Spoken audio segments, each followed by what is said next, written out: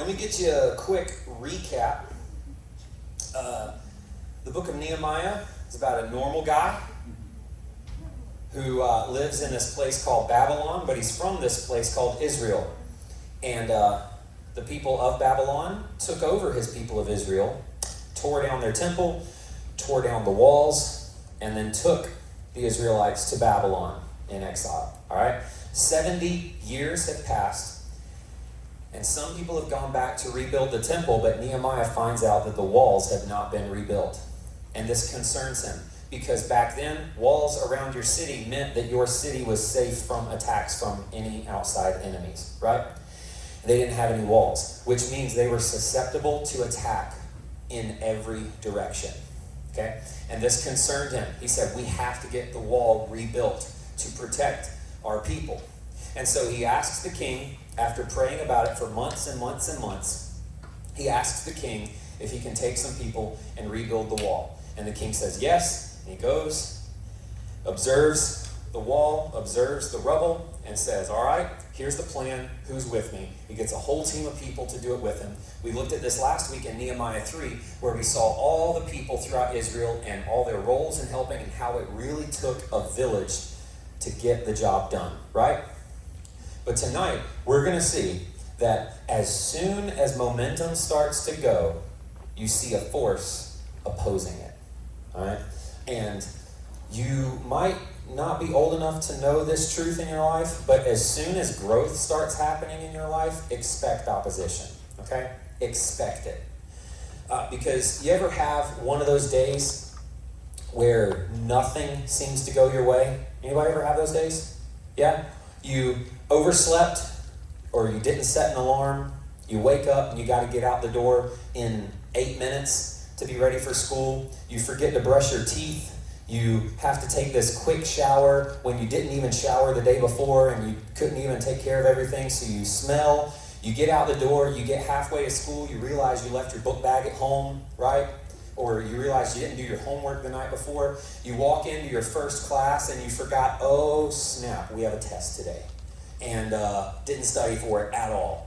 You get to lunch and you're like, oh snap, I ain't got no lunch money. Yeah? And then you get to the end of school and you forget, oh snap, we had practice today and I don't even have my cleats, right?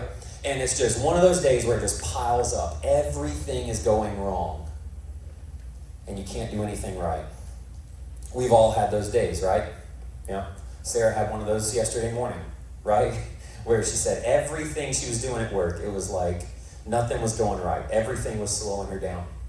And we've all had those days. And we're going to see tonight in Nehemiah chapter 4 that Nehemiah is going to have one of those days. And what I told you just a minute ago is kind of our main point for tonight, that with growth comes opposition. When you grow, expect opposition. It started coming for Nehemiah in every direction. And unfortunately, the opposition even came in places and through people that he didn't expect opposition to come from. So, let's look at it together. In Nehemiah chapter 4, I'm going to read the first 3 verses here. It says, when Sanballat, now we've already talked about it, you just hear the name and you're like, okay, he's obviously the bad guy because his name is Sanballat, right? When Sanballat heard that we were rebuilding the wall, he became furious. He mocked the Jews before his colleagues and the powerful men of Samaria and said, what are these pathetic Jews doing? Can they restore it by themselves? Will they offer sacrifices? Will they ever finish it? Can they bring these burnt stones back to life from the mounds of rubble? Then Tobiah the Ammonite, that's Sanballat's friend, who was beside him, said, indeed, even if a fox climbed up what they are building, he would break down their stone wall. So they're seeing opposition from people that are outside the people of Israel. Sanballat and Tobiah were people that are not Israelites. They're not a part of the people of God. But as soon as Israel got taken over and all the people left, Sanballat and Tobiah were some of the people that came in and tried to take over that territory and rebuild it for themselves and not for God. Okay? So when they see the people come in and start to rebuild the wall and rebuild the temple, they're like, this is actually our territory, it's not yours. So what are you doing here? They don't like what's going on, right? And so they're going to oppose it every chance they get. And what they're doing here is they're trying to get inside the heads of the people that are working by telling them, you'll never get this work done. Like, look at this flimsy wall. This is nowhere near as strong as the last one was. And you may not know anybody named Sanballat or Tobiah, right? There might not be a Sanballat at TR High School. But you might know people who talk like these guys, right? People who are always negative, yeah? We all know people who just have a negative mindset. People who will say, it's never going to work. You're never going to complete it.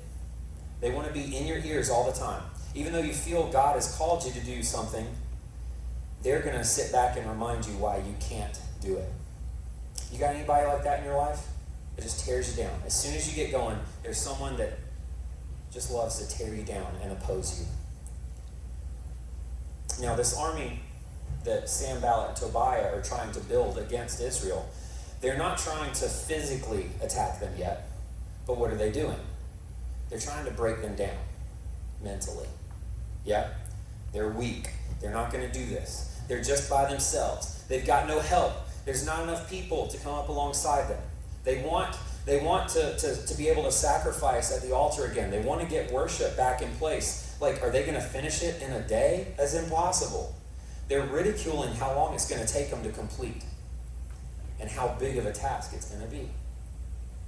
And this is one thing the enemy will try to do to you as well. To tell you that the work that needs to be done in your life is too great. To make you feel like no matter how hard you try, you will never accomplish anything for God. Because he knows if he can break your mind down, you'll be defeated before the work even starts. If he can get into your mind, he knows he can defeat you before the work even starts. That's why in Romans chapter 12, Paul says, present your bodies as a living sacrifice. Do not conform to this world, but be transformed by the renewal of your mind. Yeah. You start with the mind, and then that can influence your actions. And the devil knows if he can tear down your mind, he can keep you from having positive actions and a positive mindset in your life. And this is what the opposition is trying to do to Nehemiah and the people of Israel. So, what is Nehemiah's response to this? We read it in verse 4. Listen, our God, for we are despised. Make their insults return on their own heads, and let them be taken as plunder to a land of captivity. Do not cover their guilt or let their sin be erased from your sight, because they have angered the builders. That's an interesting prayer, isn't it? Like, right? I would be thinking, Nehemiah, shouldn't you be praying like, God, change their hearts? Like, make them want to join in on the work and not oppose it. No, he's saying, God, go get them. That is wild to me. Like, anybody that opposes me, God, destroy them. Smite them. You know? That's just wild to me. Why is he praying this way? I've never really said, God, go get them. But that's what Nehemiah's praying here. What he's saying here is, well, he's got two options. Number one, he could take matters into his own hands, yeah, and try to defeat them himself. Or he could take the issue and place it in God's hands, right? He could handle it with his own hands or put it into God's hands. So what does he do? As soon as he faces opposition, what does he do? He prays. He goes to God about it. He doesn't act on impulse. I find a lot of times when I act on impulse, when I have no filter in my brain and I say the first thing I want to say, usually it's my flesh talking and not the Holy Spirit talking. Amen? Yeah? A lot of times when I speak very quickly, it's the wrong thing. I found that out very quickly in my first year of marriage with Sarah. Because I say the first thing that comes to mind all the time, and it's almost always sarcastic. I never mean it. It's always silly, but it doesn't come across that way to someone who doesn't like to receive sarcasm. Yeah? it seems like I'm trying to tear them down. That's not how we're supposed to be. We are supposed to take a breath. When we're faced with opposition, we're supposed to take a breath and go to God about it first. And before we take revenge with our own hands, we place our situation in God's hands through prayer. God, I want to get them back. I want to fight back. I want to go and destroy them, right? But I'm not going to do that. I'm going to let it go and let you deal with it how you want to deal with it. Because I don't have the right to be the jury, judge, and executioner of every person who opposes me in my life. It's crazy to me when people, like when you call out somebody and they're like, only God can judge me. You ever heard somebody say that? Only God can judge me. And I'm like, okay, but you do understand that that is infinitely worse than me judging you, right? Like me judging you, that ain't gonna do nothing. God judging you, that's way worse. Like, please just let me judge you. I'm kidding. I'm kidding. But we've always had these times in our life where we're so angry, we want to take matters into our own hands. But it's in those times where prayer has to be our first response, right? We have to resist the flesh and wait for the Spirit in our life. To say, God, I'm angry, I'm frustrated, but I'm handing it over to you because I don't trust myself right now. And then as soon as he finished praying, what did he do? We see this in verse 6. He says, so we rebuilt the wall until the entire wall was joined together up to half its height, for the people had the will to keep working. We got all this opposition. Don't worry, I prayed about it. I put it in God's hands. Let's get back to work. He didn't let the opposition stop the work, right? He remembered there was a task still to be accomplished.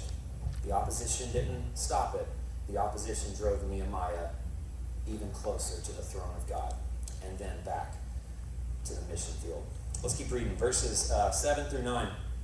When Sanballat, Tobiah, and the Arabs, Ammonites, and Ashdodites heard that the repair to the walls of Jerusalem was progressing and that the gaps were being closed, they became furious. They all plotted together to come and fight against Jerusalem and throw it into confusion.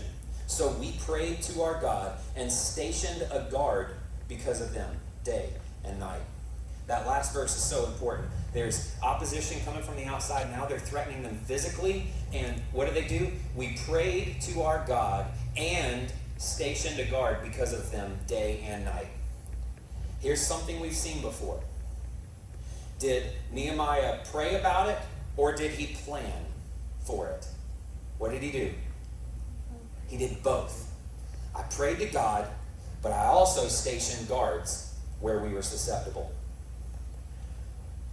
I read a commentary on this passage that said Nehemiah was confident enough to pray, but also cautious enough to protect. He was confident enough to pray, but cautious enough to protect. And that's what we need to remember. That it's okay for us to pray for protection, but to also lock our doors at night. Full disclosure, I forgot to lock the back door last night when I came in, and our back door was unlocked all night. Sorry about it. It's mine and Josh's fault. He was over, we were talking. It's not Josh's I forgot to lock the door. Hey, we both went in the door. No. Okay, it's my fault. Okay. Turn around, Jack. But it's okay to pray for protection, but also to lock your doors at night, right? Because we can be confident enough to pray, but we also need to be cautious enough to protect. So they get back to work. Nehemiah has put out one fire, but now a new one's going to start, and this one is a little more surprising. We find this in verse 10. In Judah, which is where they are, in Judah, it was said, the strength of the laborer fails, since there is so much rubble. We will never be able to rebuild the wall. Hold up. Who's saying this? Is this Sanballat now? Is this Tobiah? Is this the outside enemy? No, who's saying this now?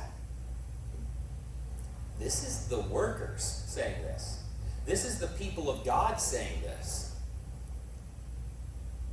These are the ones building the wall.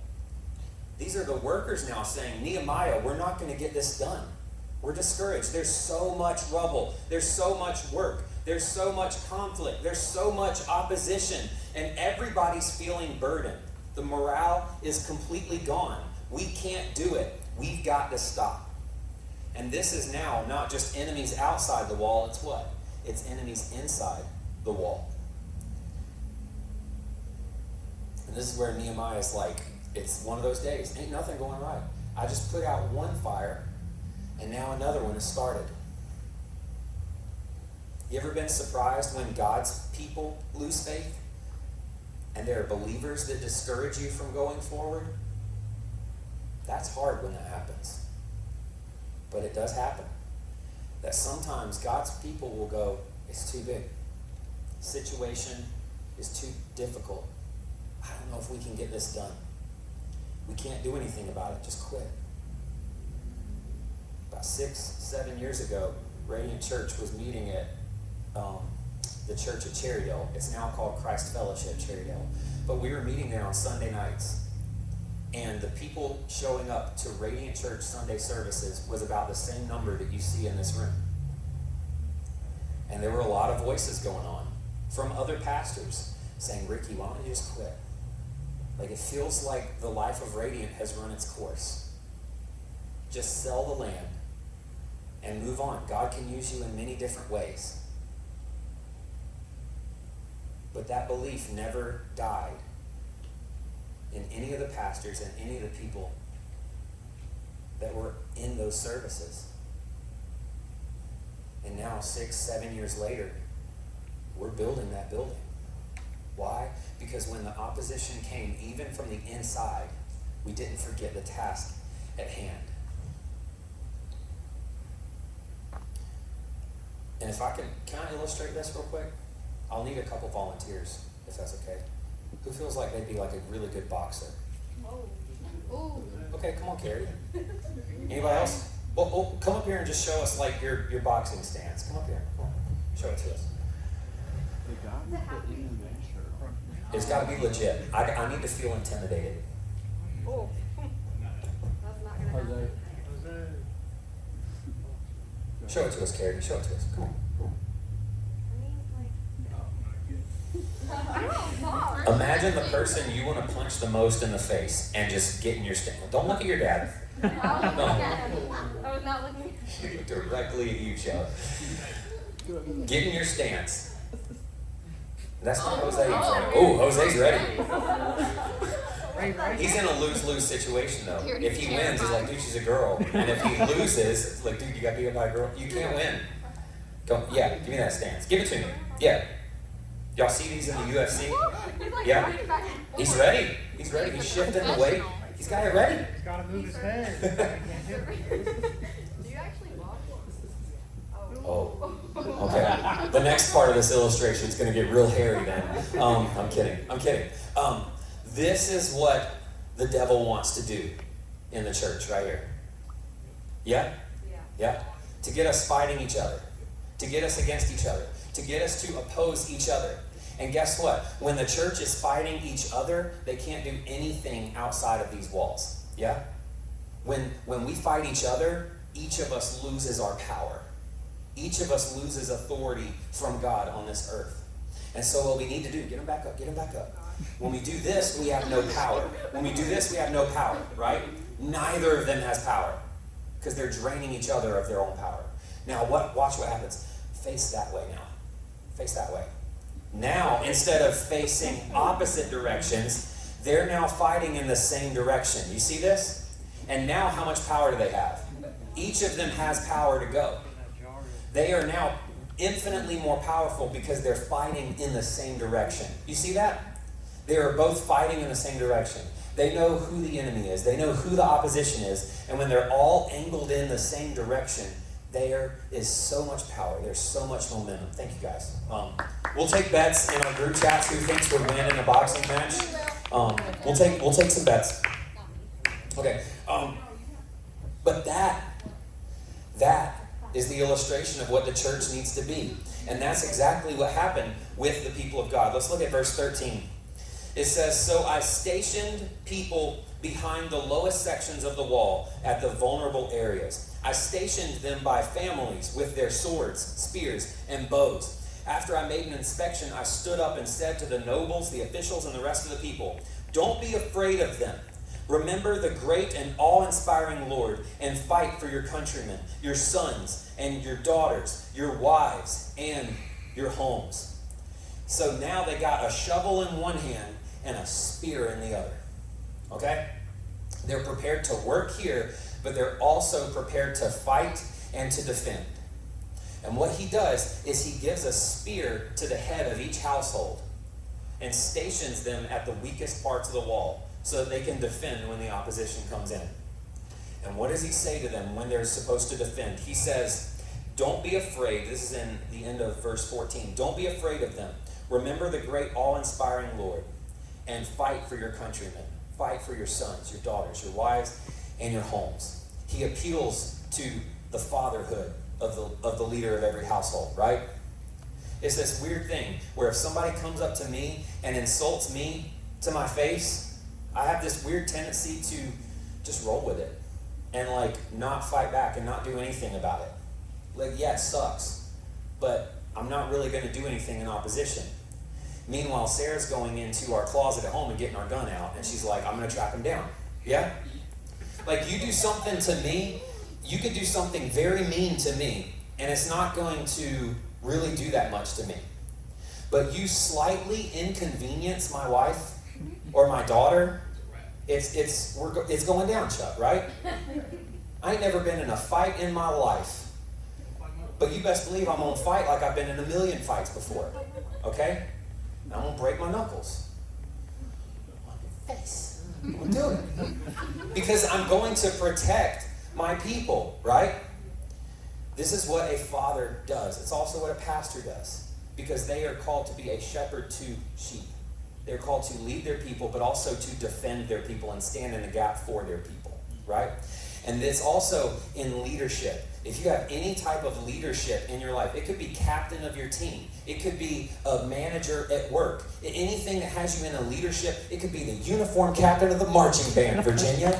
You got a leadership position, then you have something and someone to protect in some way, right? We are to protect our people. And when we're tempted to give up, what we can do is to remember who we're fighting for. Yeah? We're fighting with the Lord and for the Lord, but we're also fighting for our people. Yeah? As a father, Josh and I were just talking about this last night. I know as a father, when I am the strongest in my walk, by osmosis, it also makes my wife stronger in her walk. Yeah? And my daughter stronger in her walk. Yeah? When I'm stronger in my walk, it also helps your walk too. And so when I'm being tempted, I'm thinking, okay, when I give into this, I lose my authority in my fatherhood, in being Sarah's husband, in being the pastor of this church. I see so many times when the leader of a church falls, a lot of times the church disperses. I've seen it. I've seen a pastor of a church that had 50,000 people meeting in it every single weekend, and he fell, left the church, and within a year, the entire church was no more. The entire church. Because there was power in that leadership that the person didn't respect and didn't fight for. You have to know that if you stand strong in the face of temptation, there are people watching you. And how you walk in this life, how you stand up to the devil and opposition and temptation in this life, it's going to influence the people that are closest to you. So think about your circle. The band can go ahead and come on up. Think about your circle. And the next time you're being tempted, think about, okay, me standing strong right now, who else in my life is this gonna make stronger? My teammates, my coworkers, my best friend, my brother, my sister, my parents. Just think, if you are prepared to work, but also prepared to fight every single day, how much power would there be in your life? How much influence would you have on the people around you? And so in the rest of this chapter, he talks about how they were prepared no matter what came, and how the work kept going no matter what.